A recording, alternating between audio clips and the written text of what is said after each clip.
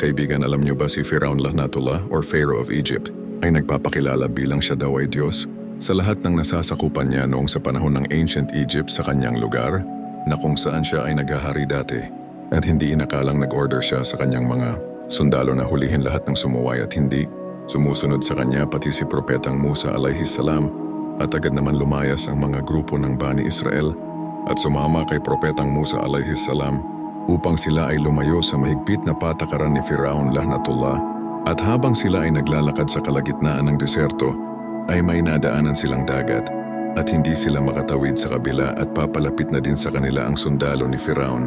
At dito na si Propetang Musa alayhis salam, tinaas ang kanyang baston at nakiusap sa Allah at naghingi ng tulong at agad naman nabiyak ang dagat, Allahu Akbar. At yun ay nagmamadali na silang tumawid sa daan sa loob ng dagat at ligtas.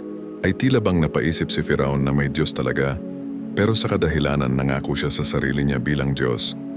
At yun ay tinuloy niya rin habulin si Propetang Musa alayhis salam at mga Bani Israel. Tiniyak muna ng Allah na ligtas makatawid si Propetang Musa alayhis salam at ang mga kasamahan niya at nagutos ang Allah na siraduhin ulit ang dagat. Pinaparamdam ni Allah kay Firaun na walang ibang nakakapantay sa kanyang kapangyarihan at walang ibang Diyos kundi siya lang talaga at may kakayahang sa lahat ng bagay dito sa mundo. Ang huling mensahe ni Firaun bago pa man siya nalunod, naniniwala na siya na walang ibang Diyos kundi ang nag-iisang Allah. Pero huli na ang lahat at sinabi ng Allah sa Quran, ngayon maniwala ka na.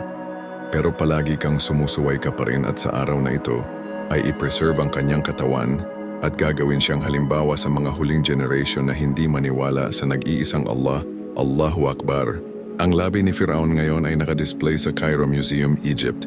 Kaibigan, kung nagustuhan mo ang video na ito, paki-like, share at mag-comment kung taga saan ka para alam ko kung saan nakaabot ang video na ito at paki-follow na rin ako para ma-notify ka sa next video natin. Thank you so much, kaibigan.